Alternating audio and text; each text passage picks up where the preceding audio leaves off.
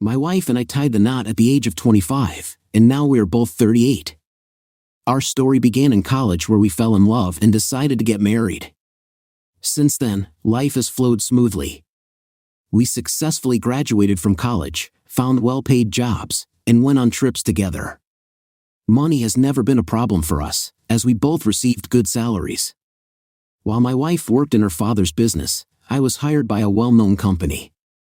The situation took an unexpected turn when, a few years later, my boss unexpectedly left the company. There was no one else suitable to take on the role, so I became the head of the company. In addition to this promotion, I received a significant salary increase, better bonuses, improved benefits, and generally better privileges. This happened while I headed the department because I had the necessary knowledge and experience.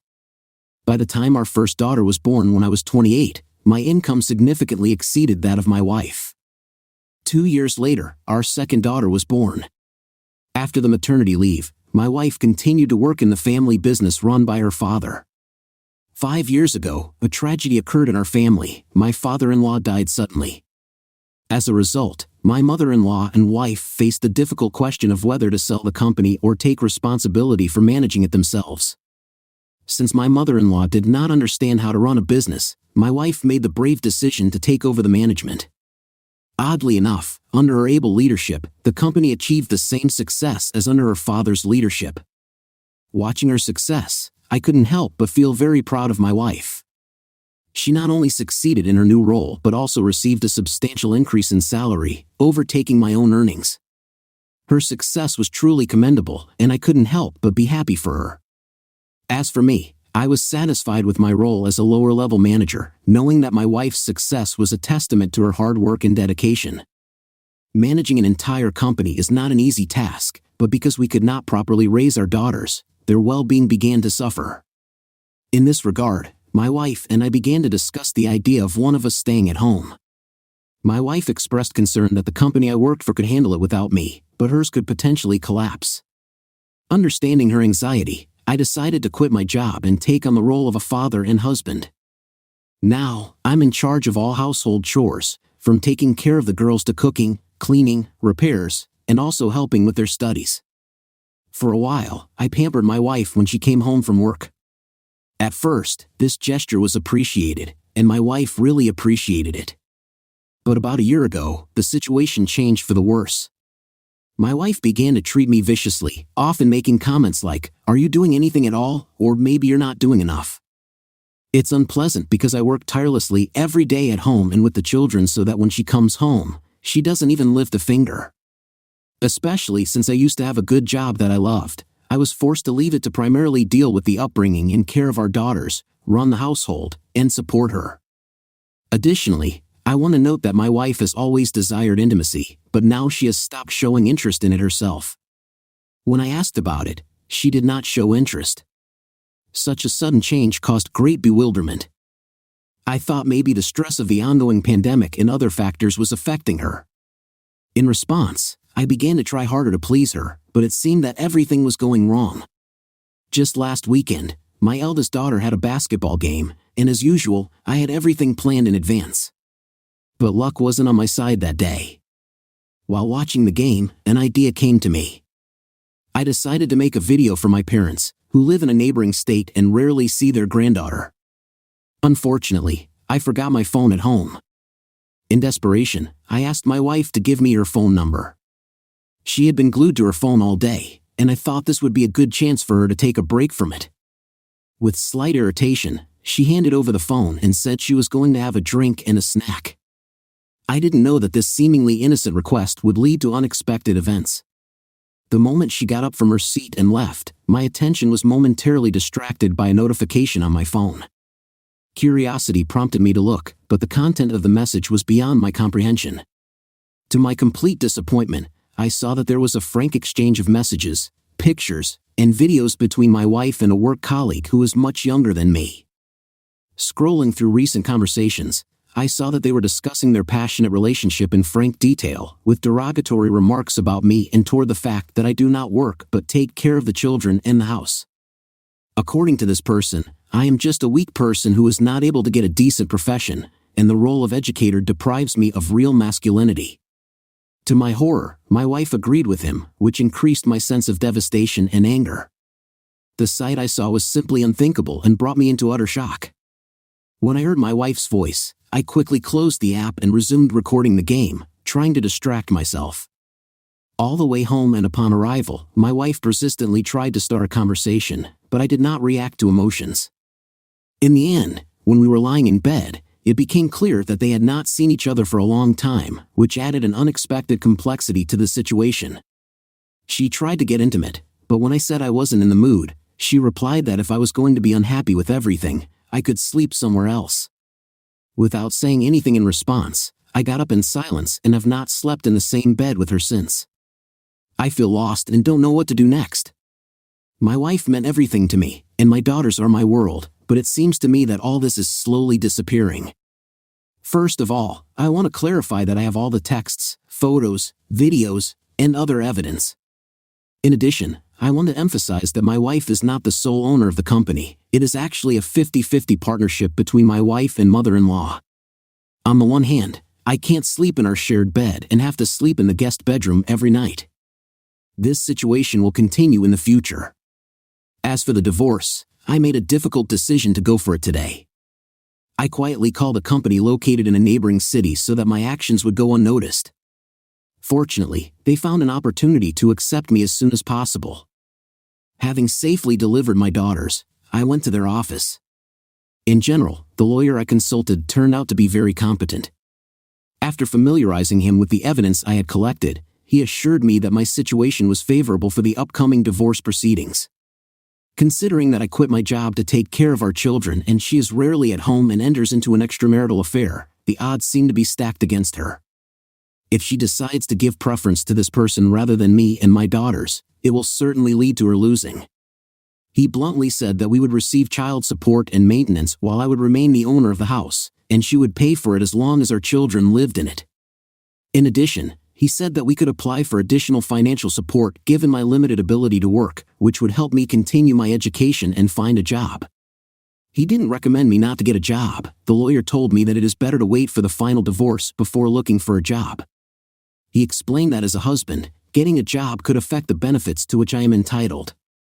During our conversation, he asked if I wanted full custody of our children. In response, I said that I didn't mind my wife occasionally spending time with them on weekends, but first of all, I wanted full custody.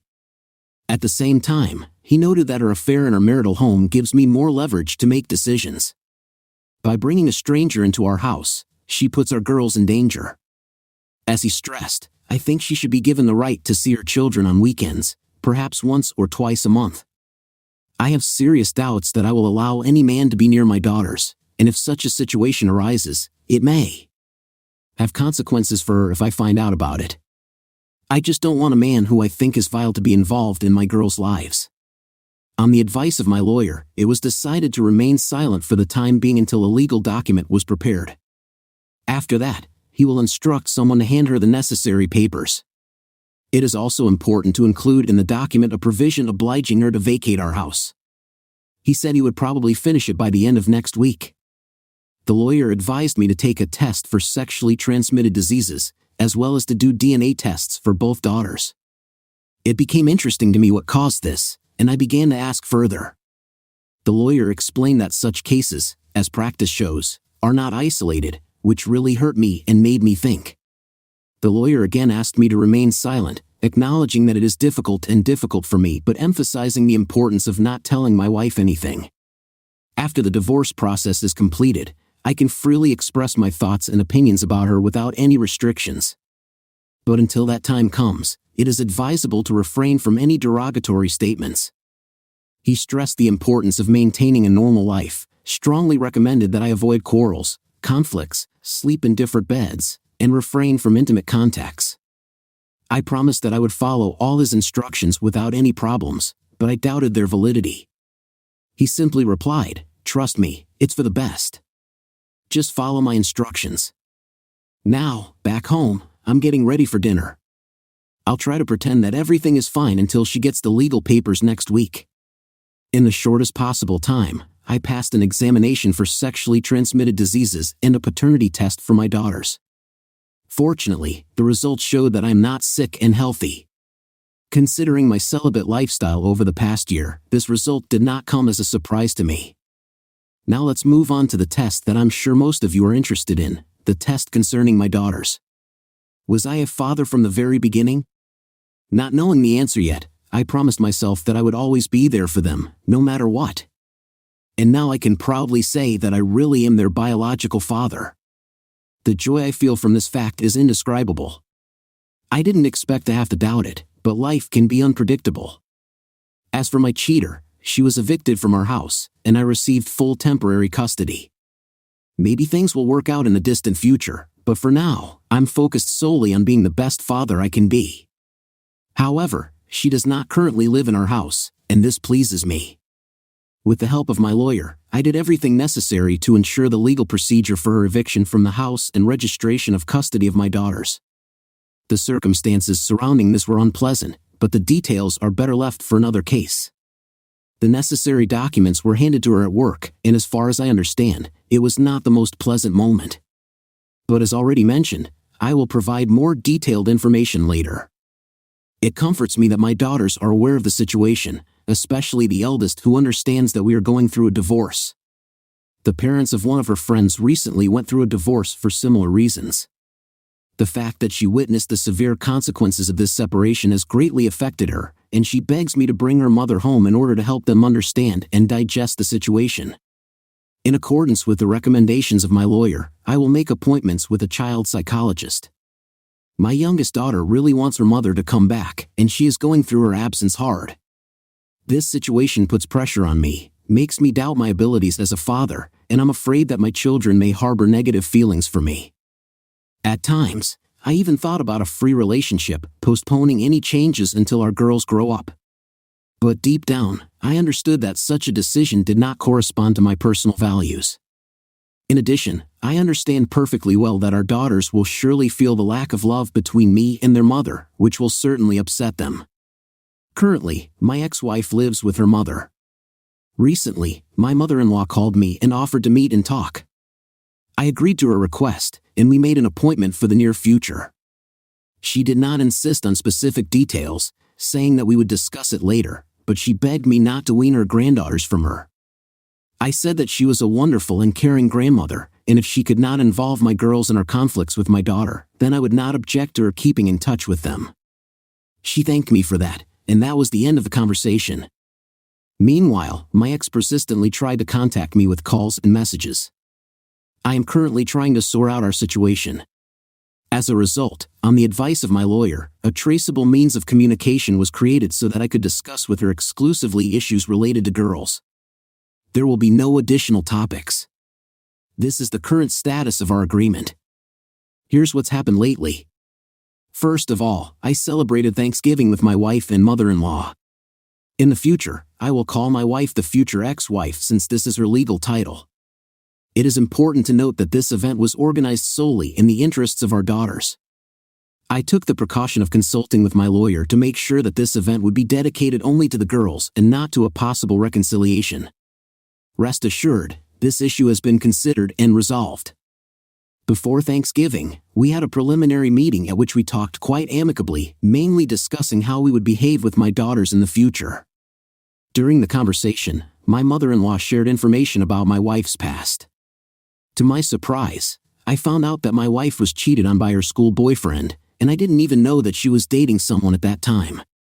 According to my mother-in-law, this guy was from a specific family, and they advised my wife to stay away from him. Unfortunately, one night she caught him with another girl. She had a few boyfriends during college, but deep down, she knew that these relationships were fleeting. When she met me, she immediately recognized her future husband. Apologizing, the mother-in-law repented of her daughter's behavior and promised that she would not allow any unpleasant incidents during the divorce process. Thanksgiving was approaching, and my mother-in-law invited me and the girls to dinner. Curiosity made me find out if her daughter would attend the dinner. She told me that my future ex-wife wanted to attend the celebration, and in response, I expressed my reluctance if she was also invited. Realizing my rightness, she offered to celebrate the holiday for the last time with the whole family solely for the sake of our daughters. Knowing that I had sought legal help, she offered to consult with my lawyer to clarify whether this was an acceptable option. After receiving confirmation from the lawyer, I sent a message through the application emphasizing that this agreement is solely in the interests of our girls to avoid misunderstandings. In the end, I complied with her request. Before this meeting, she called me and asked for a meeting. She insisted on meeting both me and our daughters. The girls also really asked to spend time with their mom. Putting aside my pride for the sake of our children, I agreed to a meeting, but the situation was uncomfortable. When my wife hugged our daughters and I found this gesture acceptable, she tried to hug and kiss me. I deliberately avoided her and approached my mother-in-law, warmly hugging her. Despite my actions, my wife continued to behave as if we were still a married couple. When she persistently tried to start a conversation, I answered with short words, yes and no, at the same time helping my mother-in-law to set the table. It is worth noting that my wife was sitting next to me, and I was holding my daughter's hand. When my wife tried to reach my hand, I instinctively pulled away, not wanting her touch. Although it may seem corny, I just don't want her to touch me. Despite the fact that I'm an atheist myself, I willingly participate in prayer out of respect for my mother-in-law. Dinner went off without any problems. Once again, my wife tried to preserve the appearance of our marriage by talking about celebrating Christmas and vacation together, making it clear that she wanted to participate in our family walks. But these actions of hers only reminded me that agreeing to spend time together was a mistake on my part. After dinner, I quickly got up from the table, put my daughters to bed, cleaned the dishes, and was about to leave. But despite my fears, the daughters wanted to watch a movie that they love to watch with the whole family. I let them enjoy this nostalgia. I decided to join them on the couch, but as soon as I did, my wife came over and tried to snuggle up to me. It was very unexpected. In response, I quickly moved away from her. Throughout the evening, I felt that my mother-in-law was getting more and more angry at my wife. This became noticeable during dinner and every time the wife crossed the boundaries of what was allowed, which lasted throughout the evening. I could feel my mother-in-law's disapproving glances directed at her. When the movie came to an end, we began to get ready for the exit. When my daughters fell asleep, I gently picked them up and carefully carried them to the car. With a sense of accomplishment, I returned to the house to pick up something. But when I was standing in the corridor, a wave of emotions came over me. My wife, with tears in her eyes, stretched out her hands and desperately grabbed me by the shoulders. In a trembling voice, she begged for another chance, expressing her loyalty to our family and her remorse for what had happened. Before I could say a word, a shocking pause suddenly appeared. My mother-in-law grabbed my wife by the hair and forcefully pulled her back, cutting off any opportunity to have a heart-to-heart conversation. After wishing me good night, she abruptly started shouting at her daughter. Quite a complicated turn of events. After that, I immediately contacted my lawyer and told all the details, making sure that nothing wrong had been done on my part. The lawyer reassured me that there were no signs of reconciliation and that I had clearly expressed my position in previous messages, so I have nothing to worry about. In the days following Thanksgiving, there was silence. When my wife contacted me, leading me to believe that she wanted to talk about our daughters, I answered the phone, and she immediately begged me to work on our relationship. But I immediately cut off the conversation. If it did not concern our children, I made it clear that I would only discuss what concerns our daughters. Also, I'm afraid they might convince my daughters that they want a reunion like the chaotic Thanksgiving incident, and I'm totally against it. Although I doubt it, I am worried that they may affect my girls. I plan to consult with my lawyer to discuss my wishes and intentions. I'll be brief, but my daughters are going through a difficult period. They have had 2 therapy sessions this week. The first session went very well. My girls looked calm and even more confident than usual. After that, I talked to their therapist, and she showed great concern and understanding of my daughter's situation. But during the second session, something went wrong, and our situation changed for the worse. Simply put, the therapist carefully explained to my children why their mother and I were splitting up. She told them that their mother had made a mistake by cheating on me and betraying our family. Deep down, I had a premonition that this would happen someday, but I didn't expect it to happen so soon. When I picked up my daughters, they immediately started crying and clung to me, hugging and expressing their concern. It warmed my heart that they still love me, but I'm sad that they have to go through this. I asked the therapist why she decided to tell them about it, to which she replied, "The girls already knew about your breakup and observed your unkind and unsupportive behavior towards their mother.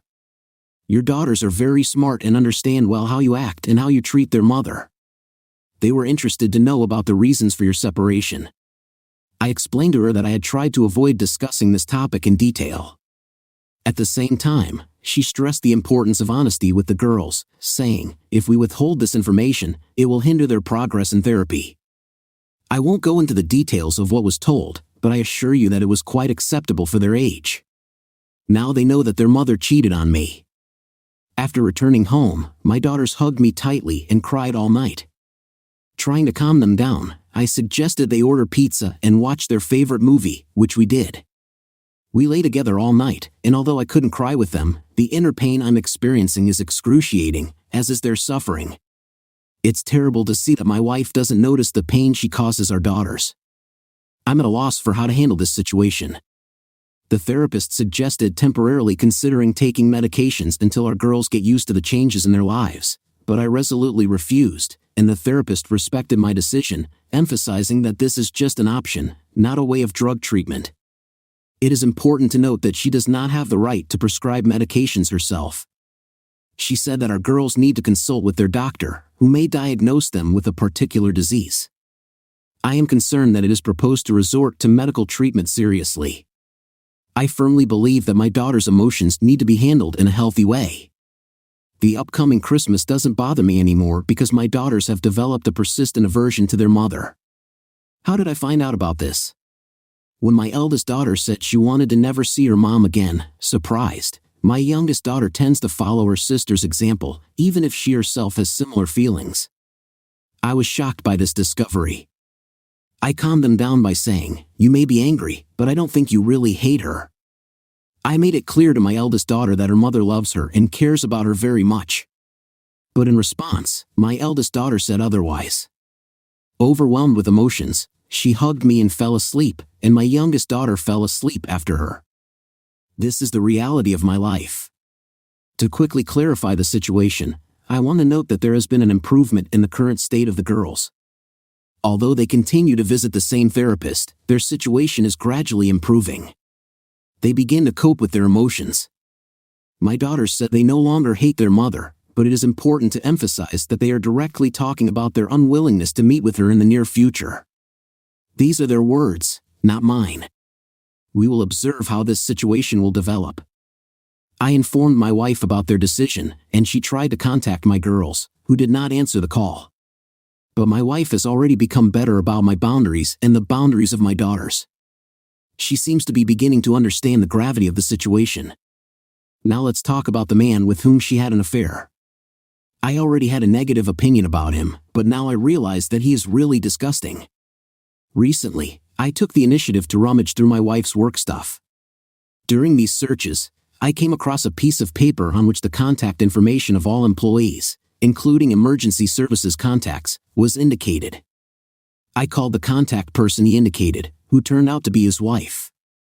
To my surprise, I found out that he was married, which took me by surprise since I didn't know anything about it. In addition to this, I found out that he had a small child. Feeling obliged to share the truth, I told his wife about everything on the phone, but she didn't believe me and abruptly interrupted the conversation. However, later she contacted me herself and asked for a personal meeting. Having agreed to her request, we met, and I presented her with concrete evidence of my words. Overwhelmed with emotion, she asked if we could talk in private somewhere else. As soon as we got into the car, she burst into tears, not believing that he could betray her like that. But I calmed her down and gave her the contact information of my lawyer. She asked about the timing, to which I replied that about a year, maybe a little more. Suddenly, her emotions escalated from stress to anger. Seeing how this affected her, I asked the reason for her abrupt change. In a moment of emotional excitement, she abruptly removed the scarf from her head. Then she told me that she had recently overcome cancer. It seemed to me that this happened after the birth of their child. During her stay in the hospital, some deviations from the norm were noticed, which led to the discovery of a tumor. As a result, she underwent 2 surgeries, underwent chemotherapy, and has been taking medication for the past year and a half. Despite her impressive appearance and good health, I was struck by her revelation. She claimed that she had beaten cancer. Although they had not spoken for almost 2 years, she explained this by saying that due to pregnancy and the subsequent battle with cancer, they could not be together. Pregnancy led to a serious illness, and the fight against cancer put her on the verge of death. After some improvement in her health, she began to experience serious depression. The medication she took led to weight gain, hair loss, and she no longer felt as attractive as before. The woman expressed her disappointment, admitting that she had reached the stage when she could enter into intimacy and planned to surprise her caring and loving husband. But now this goal has turned out to be unattainable. Depressed by the thought that her child would grow up in a single-parent family, she burst into tears, and I began to calm and support her. Suddenly, her reaction changed, and she began to pester me. I gently let her know that she was doing it emotionally and pulled away from her. She backed off, apologized, and thanked me for being honest. Then she asked for proof. I gave them to her, and she went home. We corresponded a couple of times, as both our spouses were betrayed, so we will continue to communicate. We just help each other in this process. I want to tell you how Christmas went. Well, I'll tell you, it was just amazing, despite the circumstances. The whole day turned out to be wonderful. One of the highlights was the decoration of gifts from Santa for the girls. Since my eldest has reached the age when she can no longer believe in Santa, I wanted to make this year special. So I woke up early in the morning before sunrise and carefully laid out all the gifts. After about 15 minutes, the girls woke up and exclaimed with delight that Santa had really come to them. Despite my fatigue, I gained strength and got out of bed, watching the girls eagerly waiting for the unpacking of gifts. Their delight was obvious. When the holiday subsided, I decided to put on a movie, and the girls, snuggling next to me, quickly fell asleep. Eventually, I woke up and made a much-needed cup of coffee. As soon as I started sipping a warm drink, my youngest daughter woke up, her tummy rumbling with hunger. Wearing an apron, she joined me in the kitchen, wanting to help me prepare breakfast. Soon after, my eldest daughter also came out of her sleep, ready to face the day. We gathered and shared a meal, treasuring the time spent in each other's company. Their joyful mood gave this event an additional charge of happiness, filling my heart with delight. However, a plan was planned for the late evening which required operational preparation from them since they had to visit their mother and grandmother. I usually take a stricter stance on punctuality, but given the circumstances, I must admit that I showed more understanding. Standing despite this condescension, they said they did not want to go to their mother. In response, I reminded them of their mother's love for them and stressed the importance of maintaining their relationship for their personal growth, as my therapist advised. Moreover, if I didn't comply, my wife threatened to use it as proof of isolation in court. She believes that our daughters should have the right to decide for themselves whether or not to establish a relationship with their mother when they reach a certain age. In addition, my wife knows about the therapist we worked with, and they also communicated. The therapist told my wife that she had cheated on her spouse, and it is obvious that the girls prefer to spend time with their father. Restoring trust and returning their love will require considerable effort from her. I tried to convey to them that it would be unfair to punish Grandma for your mother's actions. We both agreed with that. It was not difficult to take the girls to their grandmother. Upon arrival, I contacted my mother-in-law, and she went out to pick up things for the girls' overnight stay. They planned to spend the night there on Christmas Day. Before that, my mother-in-law asked if they could stay, and after consulting with a lawyer, they made it clear to me that this was permissible. However, it was recommended not to leave them there for a long time and not to do it often. On that particular evening, it was deemed appropriate. I told the girls that they could contact me, and I would come for them if they wanted to go home. Driving away, I noticed how my wife left the house and went to her mother-in-law, who waved goodbye to me. Although I didn't hear their conversation, my wife looked puzzled, exchanging words with her mother-in-law, who answered her with a stern expression. Instantly, I was overcome by a feeling of anxiety when tears filled her eyes. My wife turned to me and waved, but I just drove away. I left the food in the oven, carefully timing it so that it was warm and ready for the arrival of another devoted spouse. Maybe we should give her a name. What about Amelia? Eventually, Amelia arrived, but to my surprise, her baby was not with her. Curiosity got the better of me, and I asked where he was. She explained that her mother-in-law and his father wanted to spend Christmas with him, so he is under their supervision. She consulted with our lawyer about the same agreement as I did, which I found very useful. She looked amazing in a beautiful dress, sandals, and an elegant wig. We enjoyed dinner, talked about our past, and gradually got to know each other better. After dinner, we lay down on the sofa, where I chose a movie for us. The conversation continued casually, touching on various topics of interest to us.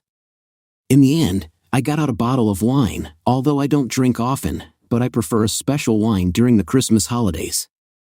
The woman politely asked if she could have a glass too. I poured her a glass of wine.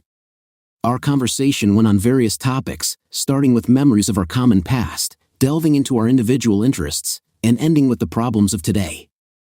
Emotions were off the scale. Sometimes, it came to tears, but as the evening progressed, laughter and light banter sounded in the air. With each glass, we joked more often. But after 2 bottles of wine, the cheerful atmosphere disappeared, and our conversation moved to a more intimate plane. We openly shared our desires, fantasies, longing, and other personal topics. We both found out that we have a striking similarity in this respect. She noted that my wife was lucky, but she also had her drawbacks. In response, I noted that her husband was experiencing the same thing. Some of you advised me to compliment her appearance during our last meeting, but I found it inappropriate and insensitive given the intimate nature of our communication. This time, I did express my admiration, and she admitted that she knew about it. I reassured her that she didn't have to wear a wig and that she looked amazing without it. She laughed and thanked me sweetly. The conversation continued, and we eventually settled down to watch a movie together, hugging each other. It's important to say that we were both drunk. I started massaging her shoulders and touched her curves. I noticed that she liked it. Apologizing, I said that I was not aware of my actions, but she reassured me that everything was fine and asked if I should continue, as it made her feel pleasant and relaxing. So I continued my lesson. I must admit that I found pleasure in it. She also noticed my reaction and reciprocated, hugging me even tighter. As a result, we made love. The next morning, we shared a hearty breakfast and prepared for the day ahead. Noticing that she had brought fresh clothes, I did not fail to ask if she had done it on purpose. To my surprise, she laughed and assured me that this was not the case. As she was about to leave, the girl made sure to take an extra set of clothes with her. Just before she left, she turned to me and asked the question, "Did I experience any emotions last night?" Without hesitation, I answered honestly, admitting that yes. At the same time, I stressed that it is important to take into account the interests of our children and make sure that these feelings were sincere. Understanding my point of view, she agreed, saying that we would discuss them later. Before parting, she gently kissed me on the cheek, thanked me for a wonderful evening, and asked me to contact her later. Subsequently, I took my daughters away, and to my delight, they enjoyed it immensely. According to them, their mother mostly behaved well. I've just finished cooking dinner and will be spending the evening with my daughters. Thanks to the help of a psychotherapist and various classes, they are gradually getting better. And although they still have difficulties sometimes, on the whole, their progress is commendable. As for my relationship with Amelia, we continue to communicate regularly, almost daily. I want to clarify that we no longer entered into physical intimacy after our first meeting. We realized that, although we do not regret our actions, we both admit that they were not the best behavior option. Now, switching to my wife, I will say that for several weeks after Christmas, she persistently tried to engage in conversation with me, but it seems that her attempts have weakened significantly lately. I became aware that she had turned to a lawyer, in connection with which my own lawyer informed me that our meeting was inevitable. It seems that she has finally come to terms with what I have firmly decided, and she will not be able to convince me to reconsider my decision. I suspect they are leaning towards reconciliation, but it is unlikely. Despite the fact that she periodically calls and writes messages trying to influence my decision, I prefer not to react. Moreover, a person involved in treason was detained. Although at present, I do not know the details, but I heard that he ran into my wife at her workplace, as a result of which there was a violent altercation during which she threatened to contact law enforcement agencies. Subsequently, he resorted to attacking her. The situation developed in such a way that the office workers intervened in it, who eventually stood up for the woman and distanced themselves from him. As a result, the police were called, who arrested him, and his wife is pressing charges. It is possible that he will sue her for their affair, although no new information on this matter has yet been received. My mother-in-law shared this information with me, hoping that I would be inclined to visit her daughter. She promised me that she would understand my decision not to meet her. It turned out that she had a bruise under her eye and a split lip. Such a turn of events can be considered as karma that overtook her. Since then, my wife, daughters, and I have been living separately and not communicating. As for the trial, there were some delays and difficulties. It was an unpleasant process, but we are overcoming it. Our lawyers are working hard to ensure a fair and smooth transition for all stakeholders. We had the first meeting with them, and although it was very tense, it brought some clarity to what should be expected in the future. As for personal news, life was hectic, combining work, parental responsibilities, and the divorce process was not an easy task. But I try my best to keep a positive attitude and give priority to self-care, as it is very important during this stressful period. In the process of gradually coming to terms with the reality of parting, both daughters began to face difficulties. According to their therapist, both girls seemed to have come to terms with the situation, but deep down, they hoped that our relationship would continue. The fact that this is not the case has become a heavy blow for them. While the younger daughter seems to be coping with the situation adequately, I am genuinely worried about the older one. She is currently suffering from depression, and this causes me great anxiety. I take all necessary measures, consult with her therapist, and follow his recommendations. It was suggested that medication may be required for her well-being. At the moment, despite the circumstances, I still hesitate to consider this option, although there may come a time when this will be the only choice. Although she looks active and healthy for her age, I noticed that some of her clothes no longer fit her properly. It seems that she began to eat less, and I consulted with her doctor about including additional calories in her diet that contribute to weight gain. It is very unpleasant for me to see her in such a state, and I am sincerely worried. I can't help feeling that I let her down as a father. I always really wanted my daughter to never become like this. At the same time, Amelia and I continue to communicate regularly, and every day our connection becomes stronger. Fortunately, our situation is gradually improving and becoming less difficult. But I have to share with you the sad news concerning Amelia. Fortunately, this does not concern either her health or the well-being of her child. Unfortunately, her unfaithful husband has disappeared from the city. This is not surprising given his past actions. After he was released on bail for assaulting my wife, he quickly left. Then it turned out that my wife was the last one who had contact with him. At that moment, my suspicions seemed to be confirmed. Initially, she was going to press charges against him, but he threatened to sue in response, referring to their affair. He accused her of using her power over him to start an illicit relationship. As a result, my wife decided to drop the charges. He no longer intends to sue, and since then, he has disappeared. His parents claim that they do not know anything about his whereabouts. The question remains, can I trust their words? I don't have the opportunity to give proof, and I don't really want to do it. As for the meeting with our lawyers, to be honest, it was uneventful. Basically, the lawyer outlined my requirements. Given the aggressive incident with her partner, I insisted on getting full custody. My lawyer has clearly stated all my conditions, but her lawyer didn't even bother to listen to me. He suggested that we should reconcile for the sake of the children. This remark made my lawyer laugh. Refusing such an opportunity, he resolutely exclaimed, "It can't be," and he began to meticulously count all the details with his fingers.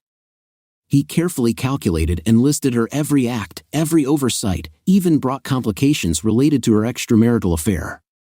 He firmly said, "These are our conditions. Either accept them or prepare to appear before the court." The lawyer began again, pleading for reconciliation. However, my legal representative calmly replied, "Okay, I'll see you in court." 2 weeks later, my lawyer unexpectedly called me. As long as she was given 2 days off a month and alternating holidays to communicate with the girls, she agreed to all the conditions. Initially, she asked for all the days off, but my lawyer advised against it. In the end, I agreed to all the conditions. Despite our separation, she remains their mother, and I sincerely hope that during this ordeal, she has learned to prioritize our daughters. It seems strange to me to call her my wife, but I hope you understand that I mean my future ex-wife. So let's continue. What did she look like? She looked pretty awful. It seems that she is on the verge of anorexia, showing signs of premature aging, and I am worried that her hair may thin. Oddly enough, even if she decided to wear a wig, it would not suit her, since the hair in wigs is usually voluminous and healthy. Despite the fact that I no longer love her, she still remains the mother of my daughters, and it hurts me to see her in this state.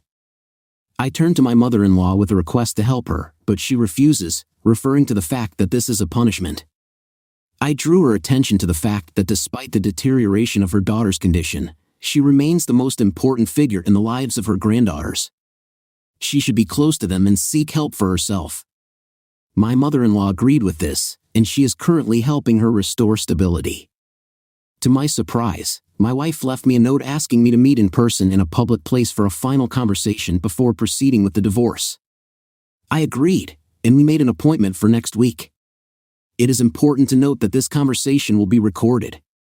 In the eyes of the public, our marriage remains intact, although its completion is not far off. There are only a few weeks left before the official end of the marriage in early July. I want to touch on a few important points before moving on to the topic of the upcoming meeting with my future ex-wife. Despite my doubts, we made a general decision to temporarily take medications for my eldest daughter. I discussed this decision in detail with her attending physician, psychotherapist, and my future ex-wife. We agreed that she would be given the lowest possible dosage until we saw how things would go and how she would settle down.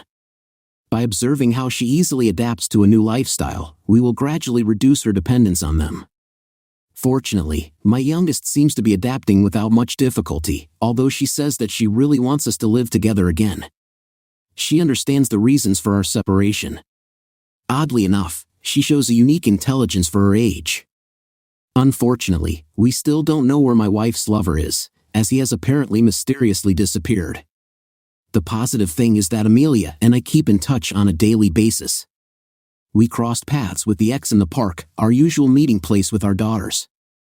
To be careful, I filmed everything on video, anticipating possible troubles. Nothing like that happened. Our conversation mainly concerned our girls, and oddly enough, she agreed that it was in their interests that they live exclusively with me. During our separation, she admitted that her current state of mind is not conducive to becoming a mother. In her words, she acknowledged her shortcomings, expressing her willingness to rediscover her maternal instincts and regain the ability to educate. Moving on to the final part, I decided that in preparation for departure, I would finish everything right here and now. It seemed more appropriate to end this chapter at that moment. However, she asked if we could postpone the divorce, seek counseling, and give our relationship another chance. Without hesitation, I resolutely refused. I explained to her that considering all that she had said and done towards me, as well as the fact that she had allowed her lover to treat me badly, my answer was an unequivocal no. I told her about the terrible things he had done to his own wife and child, which she probably knew about when she caused similar harm to our daughters. With a mixture of disappointment and disbelief, I asked if she really thought she deserved another opportunity to fix everything. In response, she shook her head, admitting that she did not deserve such a chance. This statement caused a surge of emotions in me, and I could no longer restrain my feelings. With all the poignancy, I talked about how much I loved her, how I sacrificed my career for her and our children, and how completely I devoted myself to her. When I poured out my heart to her, she couldn't help crying. I kept talking, but eventually, I stopped.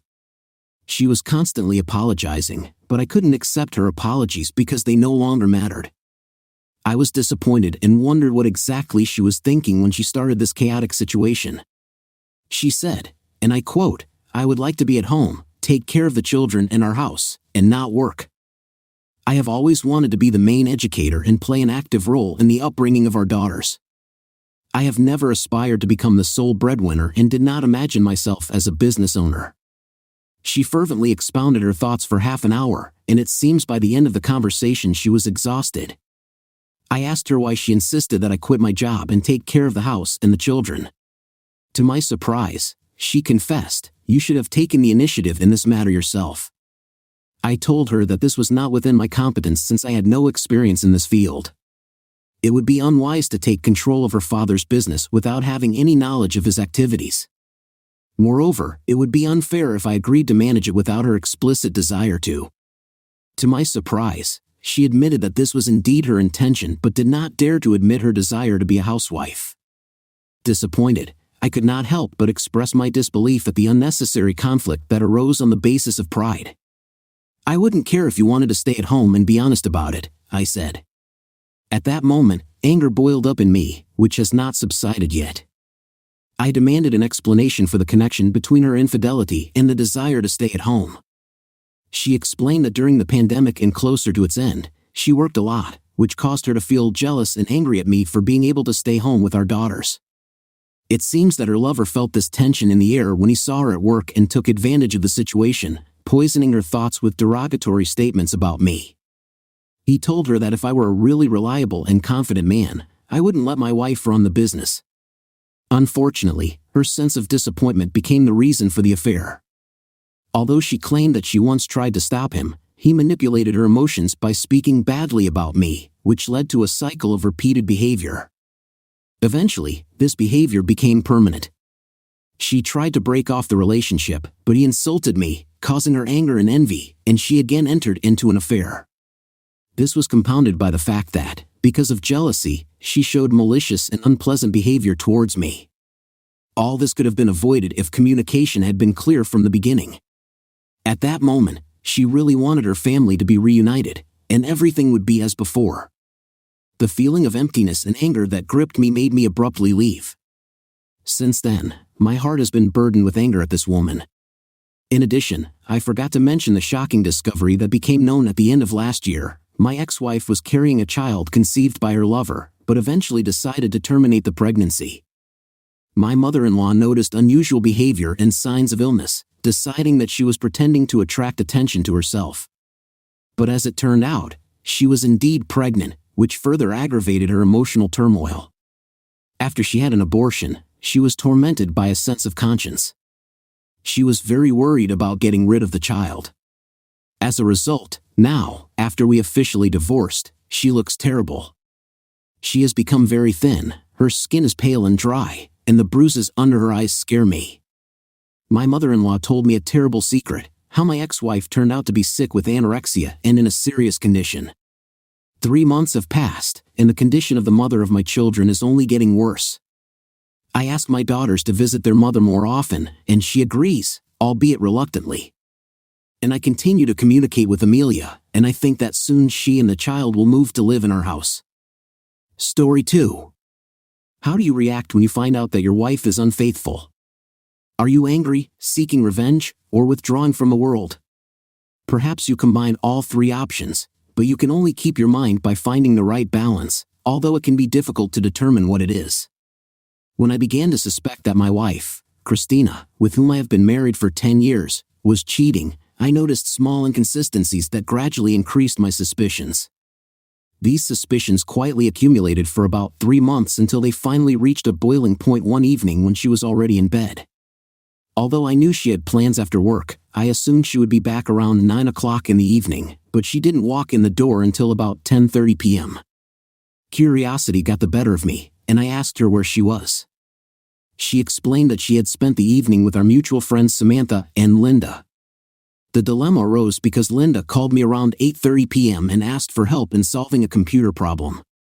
It is clear that there was a communication failure, but judging from my personal experience, dishonest people are inevitably exposed. Throughout all these years, I have remained completely devoted to Christina. Let me clarify that although I still admired the beauty of other women, I never crossed the line of simple recognition. Despite receiving several tempting offers, Christina, who was 33 years old, for years younger than me, had amazing attractiveness and was gifted with a flawless complexion that only some lucky people get. Despite her impeccable housekeeping skills and culinary talent, I couldn't shake the feeling that my wife, Kristen, was unfaithful. Suddenly, she turned into the most disgusting person in our small town of Northampton. Avoiding conflict, I went to bed early, pretending to be asleep when Kristen eventually joined me. While she fell asleep quickly, my head was full of thoughts about how to deal with this alarming situation, and I could not find peace, tossing and turning all night. She had the ability to sleep soundly, so I considered it a job well done. With a clearly formulated plan in mind, I finally managed to fall asleep. When morning came, I didn't waste any time and got up early. When I got to my home office, I started up my computer and plunged into the vast realm of the internet. My main goal was to purchase a tracking device. After painstaking searches, I finally came across the perfect solution, a GPS device equipped with the ability to carefully record the route and timestamps. This invaluable feature made it easy to reproduce or upload data to cartographic programs such as Autoroute. I placed an order for the device and arranged for it to be delivered to my friend's house nearby. It was no secret to Ross that I harbored suspicions about Christina. A few years ago, he was traumatized by catching his own wife cheating on him and sympathetically shared his wisdom with me. In search of advice, I visited him that evening and confessed that I had finally begun to act. Armed with an undoubted lie that required an explanation, Ross promised that he would call me on my mobile as soon as my package arrived. She was thinking about how to install it in the car unnoticeably without arousing suspicion, but then fate intervened and solved the issue without much effort. When she returned from work, she asked if I could kindly take her car to the garage the next morning for minor repairs. She also mentioned that she would be coming home later than usual. Coincidentally, I had a meeting scheduled in London the next day, which gave me the perfect opportunity to park her car in the garage on the way to the train station and pick her up on the way back. It was a stroke of genius. Considering that she would be the one driving my car, I deftly hid the tracker under the rear trunk shelf. She refrained from visiting the trunk because all my tools were stored there. After quickly driving around the neighborhood, I returned and connected the device to my laptop. The Autoroute map clearly showed the route that I drove. In 10 minutes, she returned home late the next day. Obviously, she was spending time with Sam and Linda again. In the evening, it was already too late to sort out the situation without arousing suspicion, so I decided to ignore her and went to bed, trying to push her aside. She followed me, accompanied me to the shower, and eventually joined me in bed. When I settled into bed, she surprised me by offering to make love, which was completely unusual. As a rule, lately I have had to take the first step, and this trend aroused my suspicions over the past 3 months. Despite my lack of mood, my lack of enthusiasm should have been obvious, but she continued to insist, and after a few minutes, I succumbed to her desires.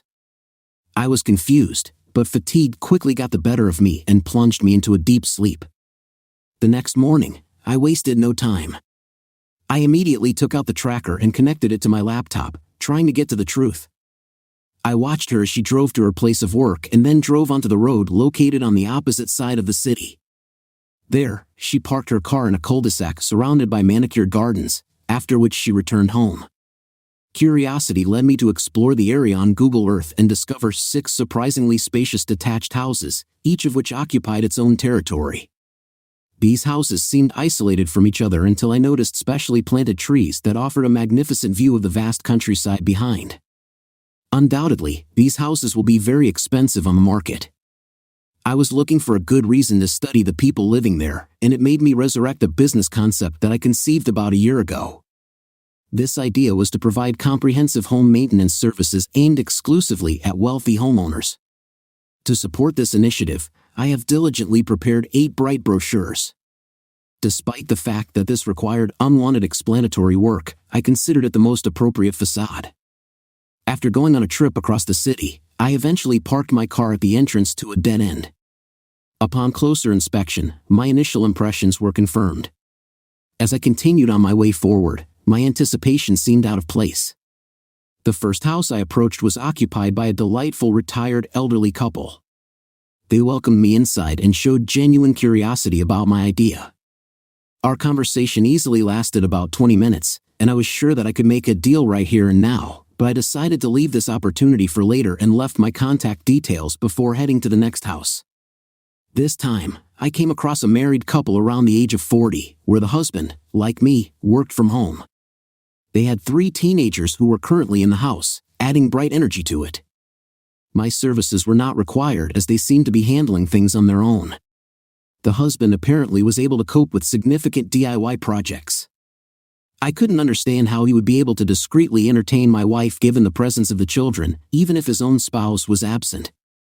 The third house was empty, which left it as a potential option, but the fourth house caught my attention because an exceptionally attractive woman of about 25 lived in it.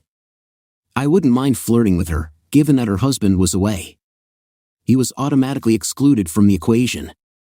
In addition, other factors had to be taken into account. Given Christina's incredible qualities as a wife, it seemed unlikely that anyone else would get my attention.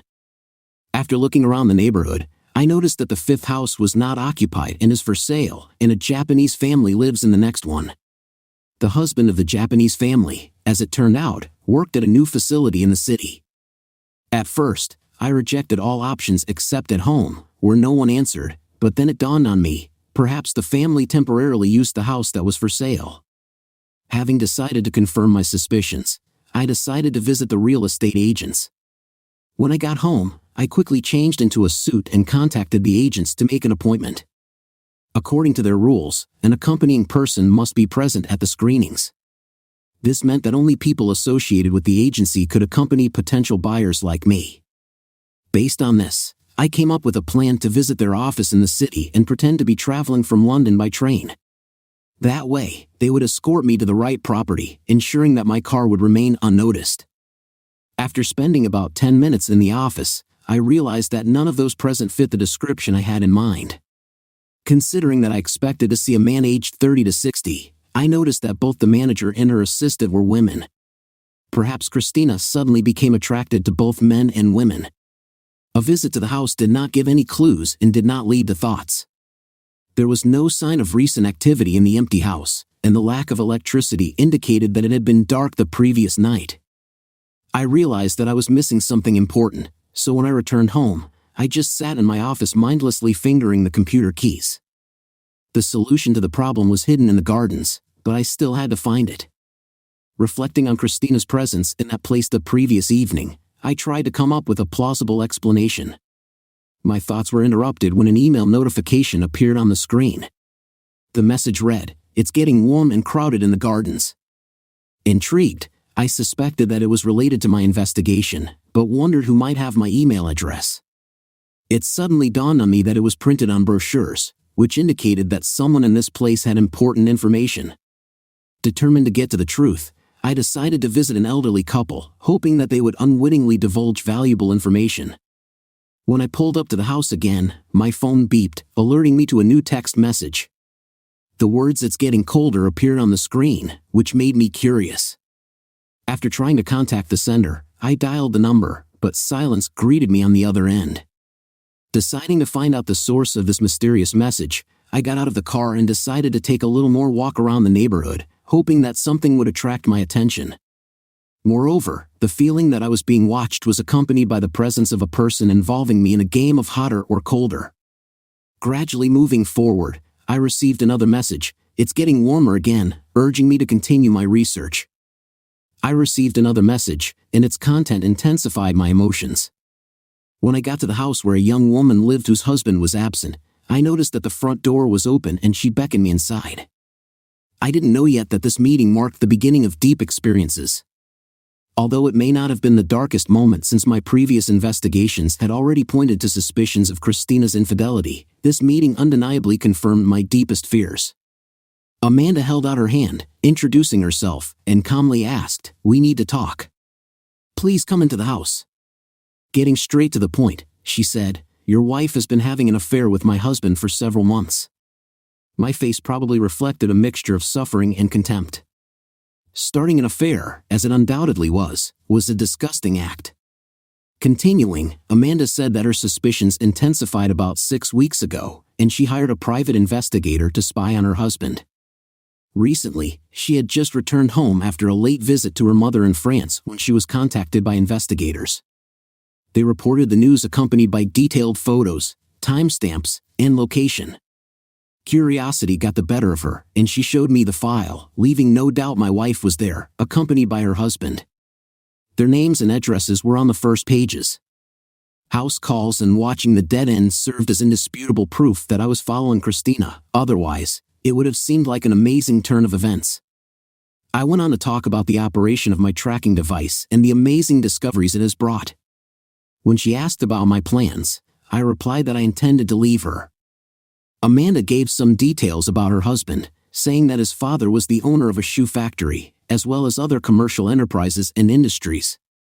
In addition, their son acted as a junior partner in these enterprises.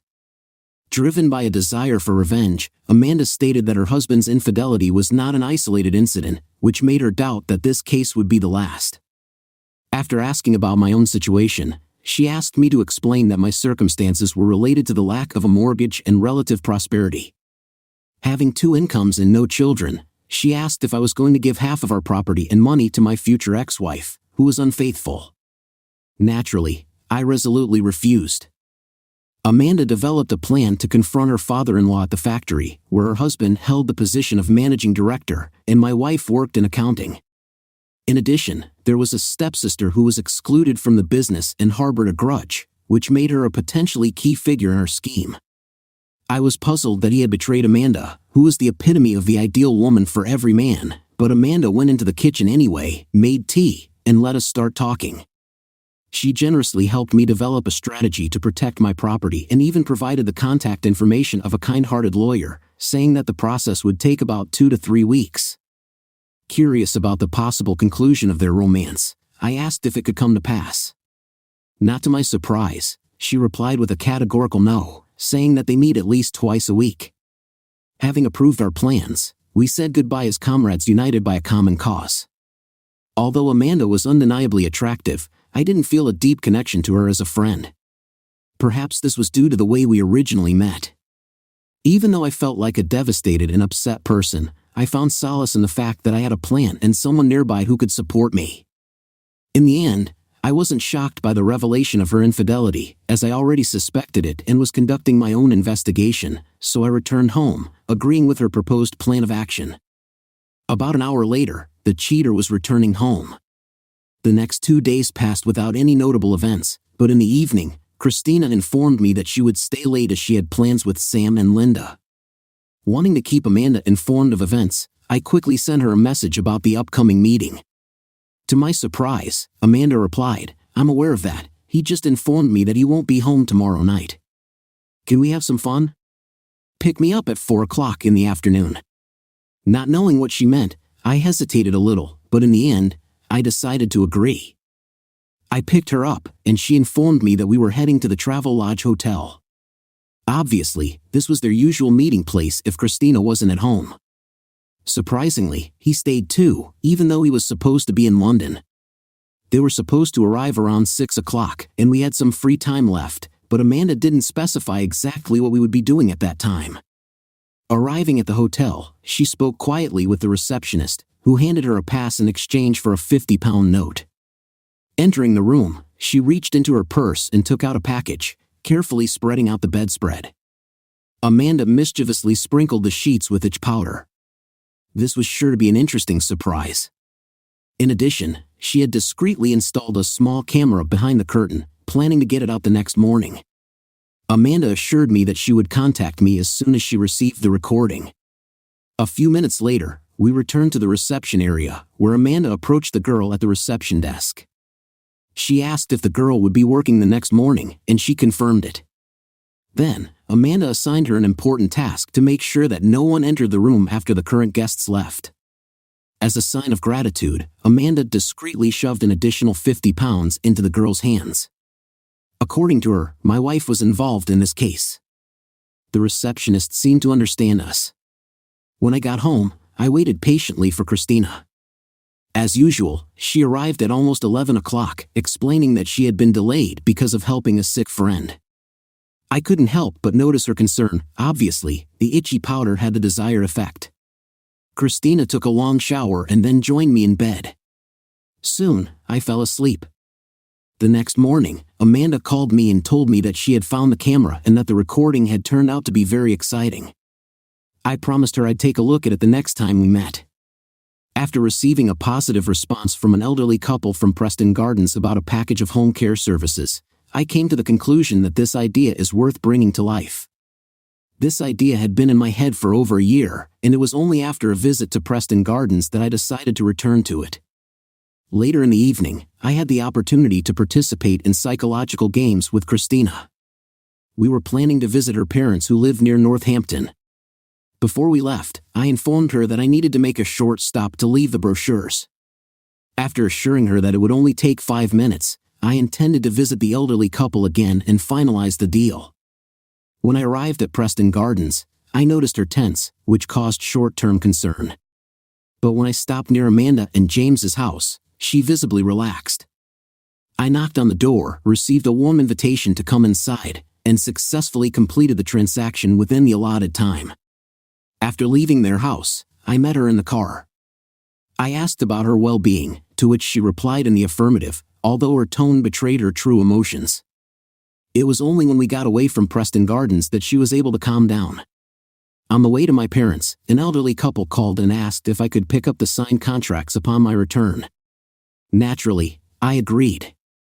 Christina overheard the conversation while I was using the speakerphone, and as soon as I ended the conversation, she burst out in anger, saying that she needed to get up early since James, Amanda's husband, needed to complete several reports before he left. I suggested a solution. I offered to leave a little earlier so I could drop her off at home and go to bed early. But when we arrived, Christina's mood soured, and she got into an argument with her father. The disagreement escalated into a heated argument, forcing Joan, Amanda's mother, and me to seek refuge in the conservatory. Joan asked about Christina's behavior after our quarrel. I replied casually, suggesting that it might be related to her monthly cycle, but to my surprise, Joan noted that Christina seems to experience this time of the month every week. Worried, I suspected that something might be wrong. When I was asked if there was anything I should reveal, I denied it, but Joan wasn't easily fooled. She felt that there was more to this situation. The difficulty was that I knew Joan well enough to know that she would persist until she found out the truth. Unaware of the disturbing discovery awaiting her, she knew nothing about her daughter's affair. We left this place in the early morning hours. As we set off on our way back to Northampton, Joan slipped a piece of paper into my pocket. The way back was in complete silence. Upon arriving home, Christina announced her intention to settle down for the night, and I, agreeing with her decision, informed her that I had several things to do, so I decided to rest in the spare room so as not to disturb her. I was engaged in processing the necessary paperwork for a real estate maintenance contract with an elderly couple. After that, I came across a note from Joan, which said, "Please call me during the day. I need to discuss something important with you." Curious, I wondered what might be going on. The next morning, Christina left early around 7 o'clock to be in the office no later than 7:30. I couldn't help but wonder about their intentions. When I returned at 5 o'clock, I found Christina in the kitchen, engrossed in cooking and radiating a clear sense of satisfaction. Curiosity got the better of me, and I asked her why she came home so early. She apologized and expressed a desire to cook a delicious dish to make amends. The next evening, namely Thursday, I arrived at Amanda's at 6:30 p.m. We talked about the upcoming schedule for the next day. Vanessa, who was James' half-sister, gathered Christina and James in the conference room on the top floor at 10 o'clock. Amanda and I were supposed to join them. The receptionist was informed of our arrival, and he ordered us to be directed directly to the conference room to start the meeting. I brought the divorce papers for Christina with me. Amanda had the documents intended for James as well as duplicates of all the defamatory photos. I arrived home around 9:30 a.m., and Kristen followed my example about an hour later. Even though I was lying in bed, I pretended to be asleep while my mind was racing. The next morning, Christina left for work at her usual time. I stayed late and met Amanda outside the shoe factory at 9:50. Vanessa, noticeably younger than James, was waiting for us in the waiting room. She was about 20, and she was distinguished by a certain plumpness and homely appearance, not one of those girls who immediately attract attention, but I found her attractive in my own way. After escorting us to the conference room, she led us to a table where James and Kristen were already sitting, engrossed in some papers. Standing with her back to the door, Kristen didn't pay attention to our appearance. Sensing the moment, James called out to Amanda, causing Christine to turn around and finally notice my presence. Taking advantage of the opportunity, I handed her an envelope with the divorce papers. Amanda handed James a brown envelope similar to the previous one. There was a brief moment of silence in the room until Christina, whose face showed shock, finally spoke up, asking questions about the situation. "What's going on? Can't we discuss this?" Amanda met her gaze and replied with a note of anger and resignation in her tone. "You've been having an affair with my husband for several months now. Congratulations to you." Unable to keep my mouth shut, I intervened, addressing my words to James. "James, in my eyes, you are just despicable. I was thinking about giving you a punishment, but let fate decide your path." With that, Amanda handed him a piece of paper signifying the end of their conversation. His reaction to Amanda's situation was cold and unfeeling. "You're out of luck, Amanda," he said callously, reminding her that she had voluntarily signed a prenuptial agreement. At that moment, his father burst into the room, clearly discouraged by what was happening. There was silence, which was broken by Vanessa's revelation that James had been unfaithful to her with Amanda. In the midst of the chaos, I took responsibility and reached out to Christina, informing her that she would be forced to leave our house. I stated emphatically that the locks would be changed immediately and warned her that if she decided to fight me for a settlement of the dispute, then I had gathered strong evidence in my favor. I handed her this document, indicating that it would be given to her entire family, including her mother, father, and sisters. In addition, I offered her a certain amount of money in exchange for her leaving my life. James's father looked at his son and expressed his disappointment, saying that Amanda was an intelligent and admirable wife, and James had overshadowed her by getting involved with someone else's wife. James didn't say anything and just put a piece of paper in front of his father, which made him turn pale after reading its contents. Vanessa ordered Amanda and me to leave, and we obeyed, completing our task. As we left the room, the echoes of Christine and James's heated argument reached our ears. After leaving the factory, we walked past the reception area where Vanessa was muttering something, hoping that her father would finally recognize her dignity and consider her brother insignificant. Although we went out side by side, our communication was limited to just a fleeting glance, devoid of any further confessions. "I'll get in touch with you," Amanda whispered when we parted. I just nodded, not wanting to stir up gossip. When I got home, I went into the house and collapsed into a chair, overflowing with tears.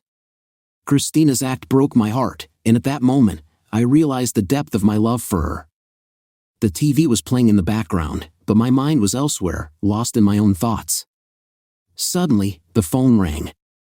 It was Joan. At first, I ignored the call, hoping it would stop, but it didn't. Eventually, it forced me to answer. Joan began a continuous monologue, launching into a detailed explanation of how Christina allegedly contacted her out of the blue because of a brief romantic encounter that had no meaning. But then I intervened abruptly, interrupting her speech and revealing the disturbing truth. Christina, without my knowledge, entered into an extramarital affair for at least 3 months, and possibly longer. Moreover, she met with her accomplice, the boss at work, at least twice a week. In addition to those clandestine activities, they engaged in during working hours. It was with a heavy heart that I informed her that I had decided to start divorce proceedings. If she tries to demand a larger sum from me, I will make sure that her life becomes incredibly difficult. I will reveal her true character in front of everyone, supporting it with the evidence I have in the form of incriminating photographs. Although she may receive a large amount of money, the consequences may outweigh her cost. Joan began to cry, and sobbing she confessed her suspicions that I was involved in the affair. Eventually, she regained her composure. "You were a great husband, and in my opinion, Christina made a significant mistake." I agreed with this opinion and quickly ended the conversation, as I was not particularly receptive at that moment. Realizing the need for distraction, I took out my old bike and set off on a trip along the serene rural roads. That beautiful afternoon, time seemed to fly by imperceptibly, and it took at least 2 hours before I returned home. To my surprise, Christina was anxiously waiting for me on the doorstep. Her eyes were red, and there were obvious traces of tears on her face. As I was walking up the driveway, she rushed to me, begging, "Tony, I'm sorry. Can we talk?" Despite her pleas, I decided to ignore her and continued to secure my bike in the garage. Without stopping, she followed me and repeated, "I'm sorry, Tony. I've never loved James. It was just a fleeting affair." Her tired cliches, which are usually used when revealing an affair, only increased my anger. Desperate to find a different approach, she tried a new tactic. "At least just talk to me. That's all I'm asking." I went to the front door and opened it, finding her waiting on the threshold. When I came in, she thought she could come in too, but I quickly got in her way, standing right in front of her. In a calm tone, I said that I had a recording from the moment when they confessed their love to each other in the tourist lodge. Her claims that their relationship was just an affair were no longer credible, and her hopes that I owed her something seemed unfounded. I reminded her that it was her decision to try to replace me, and now it seemed that her plan had failed.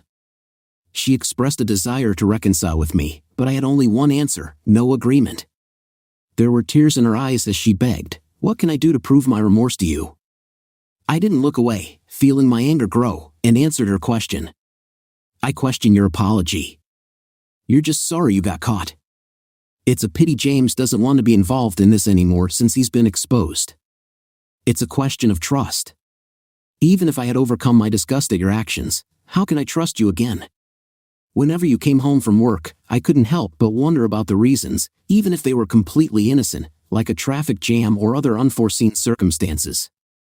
The same dilemma arose if you wanted to attend some work-related event or meet with colleagues after work. It seems impossible for us to maintain a relationship in such circumstances." Her voice trembled as she sobbed, and she paused for a moment before continuing. "I understand. To show my remorse and regain your trust, I am ready to give you a divorce on your own terms. I want to show you that I have sincerely learned my lesson. I can't deal with such matters while we're embroiled in this ongoing legal dispute," I muttered in response after glancing at her. I reluctantly agreed, allowing her to enter and pack her things. At the same time, I couldn't help but pay attention to her previous statement, saying, "Now you can pick up some clothes, see a lawyer tomorrow. Only by accepting my terms will we be able to identify the rest of your property and arrange for its relocation."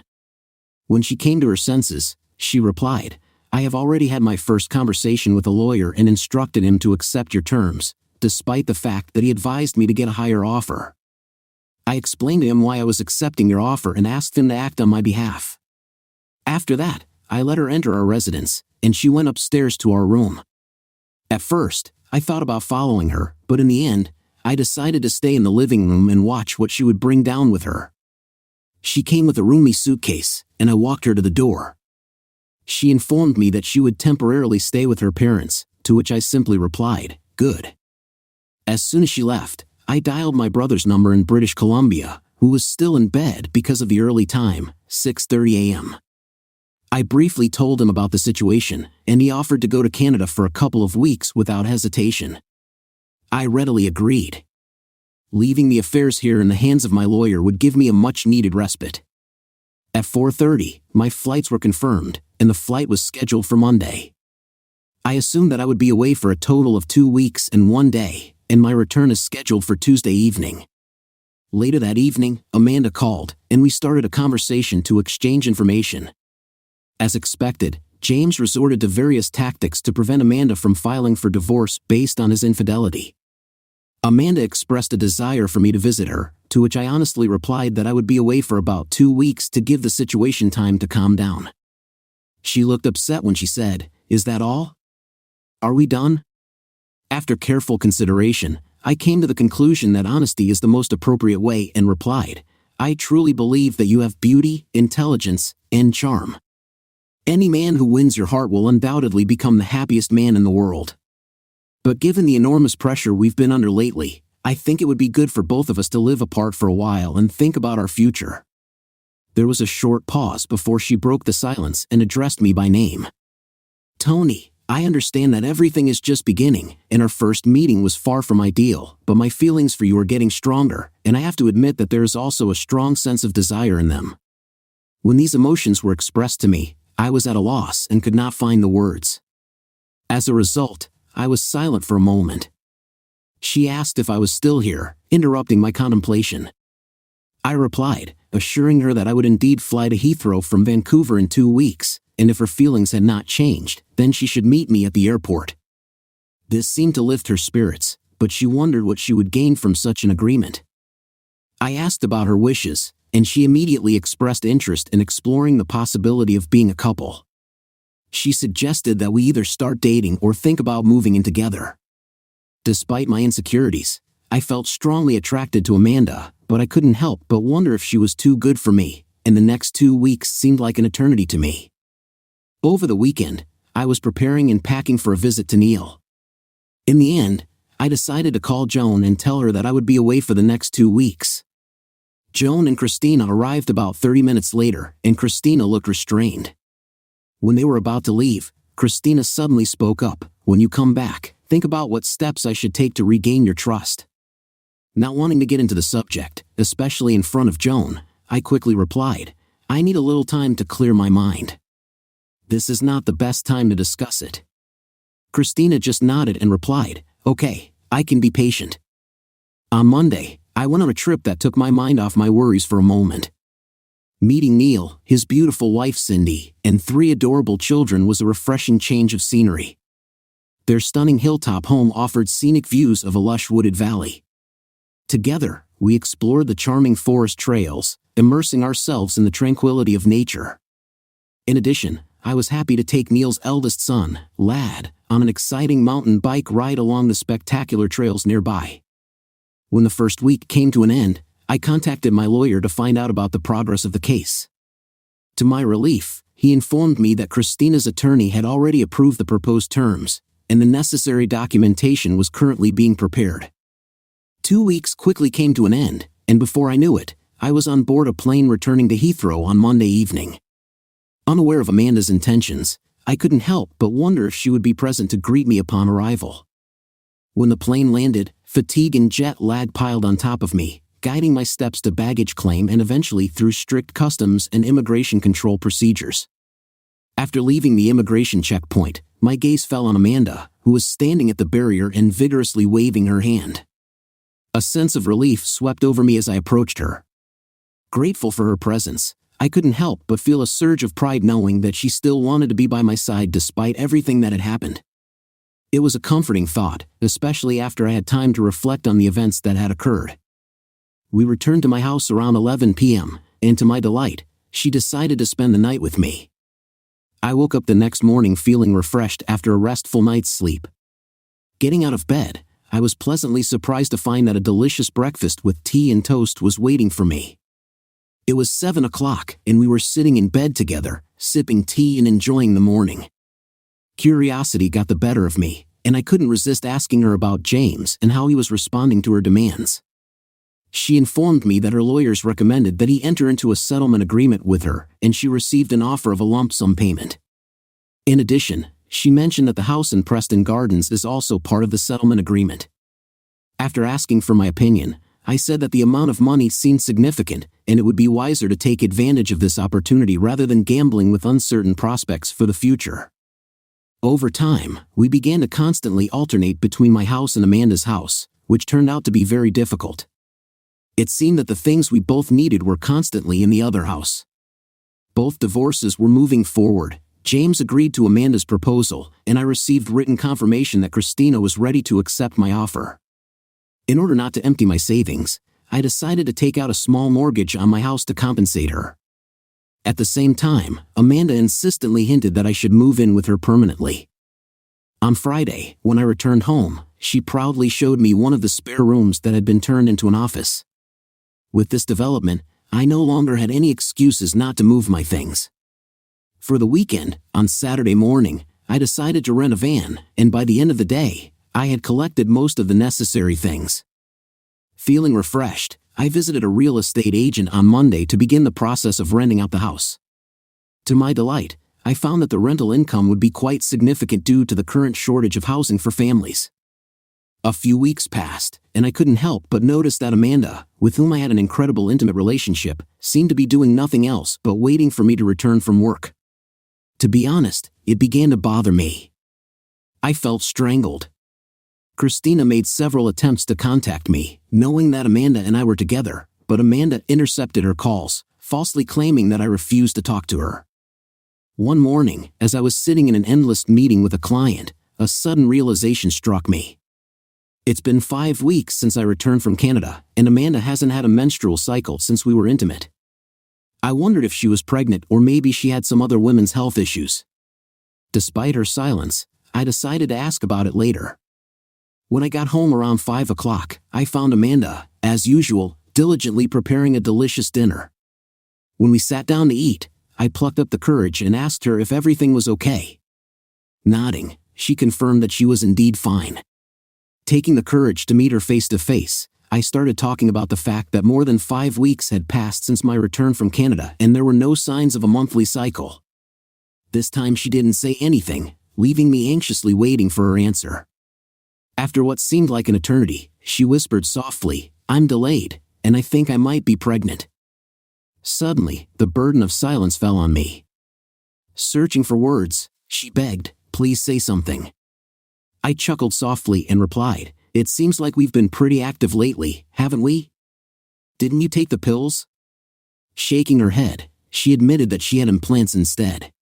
Not being familiar with the concept of implants, I suggested that she might want to schedule a visit to a gynecologist. By asking, "Don't you think it's necessary to consult your gynecologist? It's better to take a pregnancy test or discuss this possibility with her." In the late afternoon, I noticed a tense atmosphere and decided to ask what was bothering her about pregnancy. Although she claimed she wasn't worried, her behavior indicated otherwise. In an attempt to allay her worries, I expressed my unwavering love for her, even if she turns out to be pregnant. This was the first time I mentioned love because, in my opinion, our previous meetings were dictated by passion, not sincere affection. Therefore, our intimate experience that evening was characterized by tenderness and the feeling that we were making love. As we walked hand in hand, I couldn't help but think that this unexpected pregnancy might turn out to be happiness in disguise. The next morning, when I had an appointment in London, I left, and she promised to see a doctor. Towards noon, I contacted her, and there was excitement in her voice. She willingly shared the news that she was indeed pregnant and explained that the implants had unexpectedly failed, as a result of which they had to be removed. I was curious about the stage of her pregnancy, but I refrained from asking, assuming that the term was about 4 weeks. In the days that followed, I noticed a newfound calmness in her demeanor. Inspired, I persuaded her to join me for a leisurely walk in the park, enjoying the thought that we would go on this unexpected journey together. On Friday evening, everything seemed to be going smoothly, and even Christina stopped her attempts to contact me. On Saturday morning, we went shopping without foreshadowing any trouble. But when we got to the cash register, there was a sudden change in her face that made her turn pale in a matter of moments. She collapsed to the floor, causing me a wave of panic. The store staff quickly called an ambulance, and soon we were on our way to the hospital. Although she regained consciousness a few minutes later and insisted that she was fine, despite all the evidence to the contrary, I thought she needed to seek medical help. Upon arrival, the nurse examined her thoroughly and took a small blood sample. After a short wait, the nurse returned with a candy bar and a cheerful expression on her face. "Ma'am, you're fine, but your blood sugar is significantly lowered," she explained. "Please eat this and rest for a few hours. This is a common occurrence in the 12th week of pregnancy." Watching her, I noticed that her stomach was slightly swollen. It's been 12 weeks since we first met, and this fact took me by surprise because I didn't know about it before. When I looked into her tearful eyes, I was overwhelmed by a wave of sadness. I couldn't stand that another woman had deceived and betrayed me. Common sense intervened, forcing me to leave the hospital and catch a taxi. With a heavy heart, I asked the driver to take me to the real estate agents who were engaged in renting out my house. Fortunately, luck was on my side, and I managed to withdraw my property from sale. Although one couple expressed interest in signing a 6-month lease next week, I made it clear to the agents that I would personally cover all the expenses they incurred and pay them appropriate compensation. To my relief, the agents found my offer fair and reasonable. Besides, I was responsible for paying for their services. As a result, by noon, I returned to my former home, consumed by a deep feeling of self-pity. Amanda persistently tried to reach me, as evidenced by numerous missed calls and an overflowing mailbox that had accumulated in just 2 hours. I preferred not to read her messages. In the end, I came to the conclusion that the solution to my problems lies in the depths of a bottle of whiskey, and I began to drain its contents in an attempt to gain a clearer perspective. At 3 o'clock, all my worries dissipated, and I found myself dozing in an armchair. As I was gradually coming to my senses, I was abruptly shaken by a loud knock on the front door. To my surprise, it was James's stepsister Vanessa, frantically banging on the window and gesturing for me to let her in. Obeying her request, I got up from my seat, went to the door, and carefully opened it. Vanessa quickly entered the house, looked at me, and said, "Amanda is now in my house and claims that you left her in the hospital." During this conversation, she showed signs of extreme distress and also reported that she might be pregnant. In response, I talked about the events that happened a few days ago when I first noticed that Amanda had not had a menstrual cycle for 5 weeks in a row. At the end of my story, I informed her about a nurse at the hospital who had looked at Amanda's medical records and stated that she was 12 weeks pregnant. In addition, I stressed that I am currently in the process of divorcing a false and unfaithful person. I was not interested in creating another attachment. So when I finished my story, Vanessa was silent for a moment. In the end, she announced her intention to talk to Amanda again and found out that although she had not lied to her directly, she had missed significant details. She got up from her seat, saying she would be back later. The next thing I remember is that I woke up to the sound of someone knocking on the door, and it was pitch dark all around. To my surprise, it was Vanessa holding 2 pizza boxes and a bottle of soda. As soon as I flipped the switch, she hurried into the room.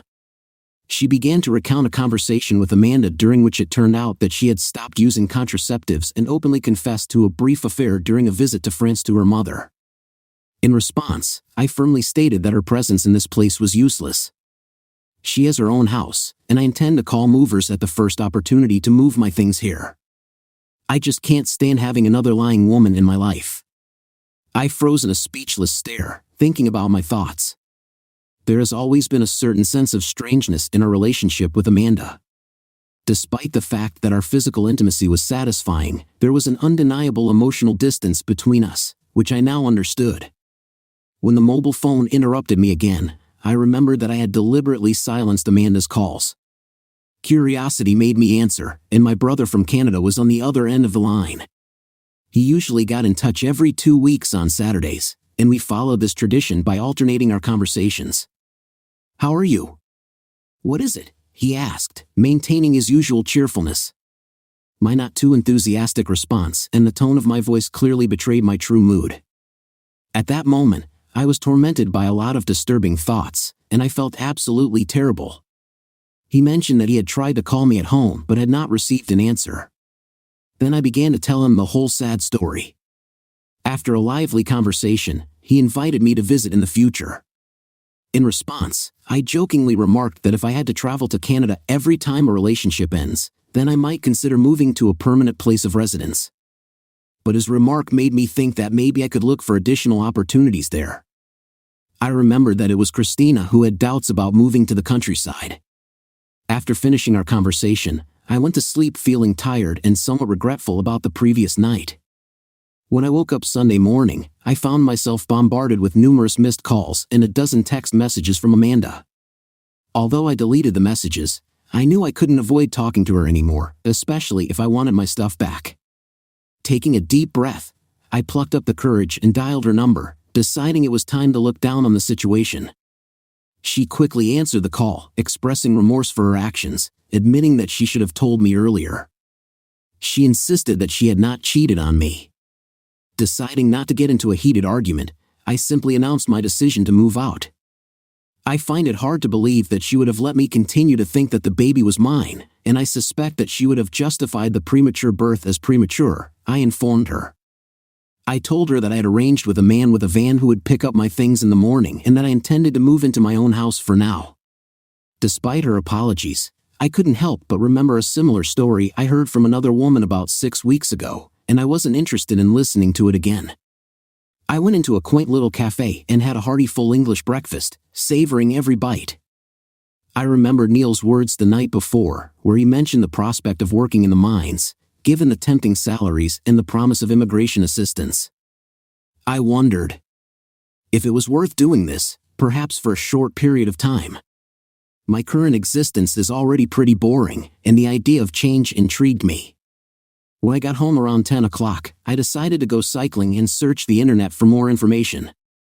After my brother talked about the possibilities, I decided to ride for about an hour, channeling my frustration through the pedals. When I returned, I opened the link he shared and found that mining companies offer tempting prospects. Intrigued, I filled out an online application, not knowing if I would receive a further message but still hoping.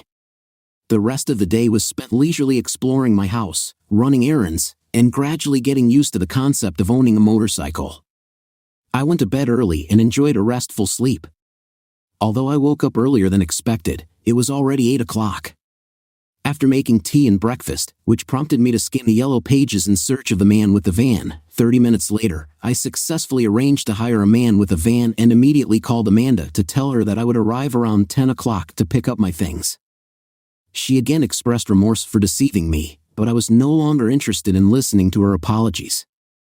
I urged her to change the subject and abruptly ended the conversation. I had already warned the driver of my van that she would arrive just in time for the start of the game. He assured me that he was used to such situations and would quickly pack my things before leaving. When the clock struck 10, we drove up to Amanda's house, and she came out to greet us. I have to admit her great looks, but her dishonesty was obvious. Surprisingly, she behaved well, did not struggle or beg, and even offered us all a cup of tea while we were standing by the van. One of the movers expressed disbelief, saying, "I can't believe you're leaving this. She has the appeal of a fashion model."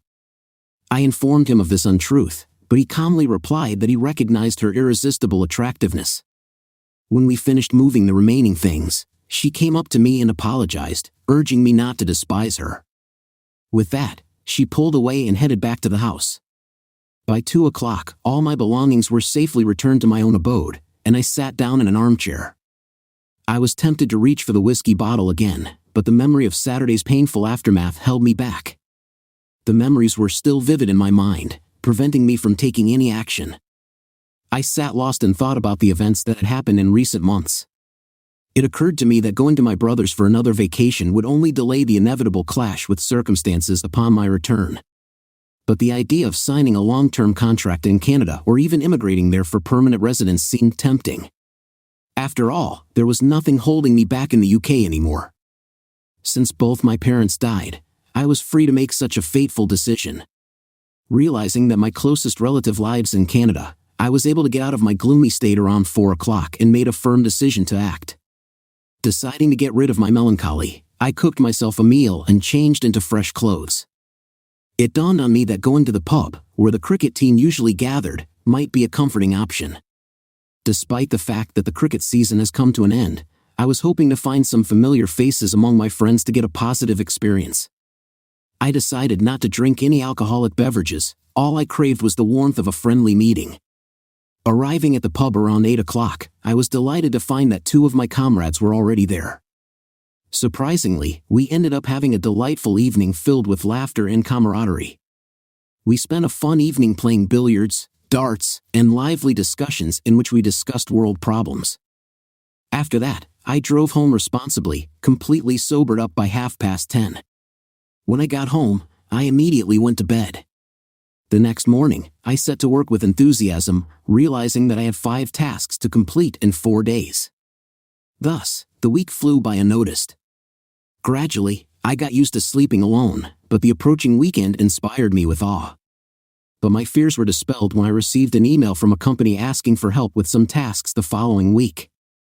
While looking through my email, I came across an answer to my resume. The message expressed gratitude for my application and asked me to come to an interview in London, which was to take place in 3 weeks. The invitation was accompanied by a short questionnaire that required my attention. They were interested in whether my move would be permanent or temporary and whether my partner would accompany me. Without hesitation, I quickly filled out the questionnaire and enthusiastically accepted their invitation to come for an interview in 3 weeks. On Friday evening, I made a spontaneous decision to go outside and explore the possibilities of meeting someone new. Although I didn't think long about the idea of meeting someone over the internet, I still had insecurities. Despite this, I jumped at the chance to dress up and explore the local pubs. As fate would have it, in the third bar I visited, I met a woman named Chanel. Although she had a larger physique, she exuded the energy of youth and looked to be about 22 years old. At that moment, I made a conscious choice in favor of a chance meeting with her, mistaking her for my temporary companion. So after a break of more than 12 years, I indulged in a spontaneous one-night stand. Over the following weeks, time seemed to be slipping rapidly through my fingers. Every Friday, Chanel and I would definitely meet, although concerns about her intentions gradually crept into my thoughts. It became obvious that she wanted us to have a longer relationship from the very beginning. I openly told her about my intentions, but she seemed to cling to the hope of changing my mind despite the significant age difference between us, which didn't seem to bother her. She persisted in talking about the immaturity of men her age, subtly hinting that she longed for something deeper. The day of the interview in London was approaching, and I set off, leaving a trail of uncertainty behind me. The interview I went through was incredibly thorough. They made it clear that all offers would be determined solely on the basis of this interview. During the interview process, I watched several people leave immediately after lunch, indicating that they did not meet the requirements. But I wasn't sent home like them. Instead, at 4 o'clock in the afternoon, I was invited back to the interview room and informed that the position of chief electrical engineer would be offered to me if I successfully completed several additional stages, such as a security check and a medical examination. I received an offer from them. They offered me a choice of a 2-year contract or a permanent position, as well as an immigration package. I accepted their offer with excitement and asked if I would have to return to the UK if I accepted the position. I explained that my brother lives about 150 miles to the south. As soon as the clock struck 7 o'clock, I left London by train. On the way back, Chanel called and insisted on meeting me at the train station. When I got off the platform, she greeted me with warm hugs, as if my absence had stretched for an eternity.